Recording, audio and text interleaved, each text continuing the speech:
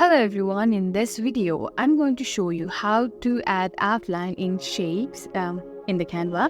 It's quite simple. All you have to do is follow along. So without any further ado, let's dive right in.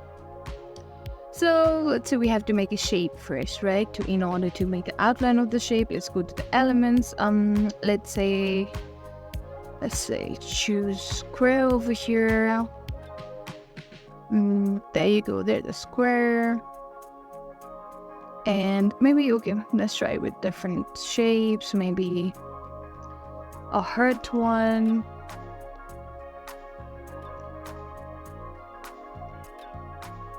Yeah, let's go.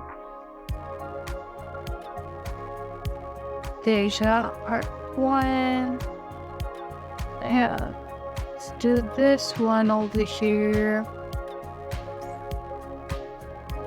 Let's drag and drop. And yeah, so let's say I want to make an outline of these shapes, right? So in order to do that, let's tap into the shape first and let's go in this top bar. You can see the color. It's not about the color this time, so let's go to the border style. Here you can choose the border weight. So yeah, by adding the border, it will be like an outline, right? So we can choose how thick you want the border to be. Let's choose this over here.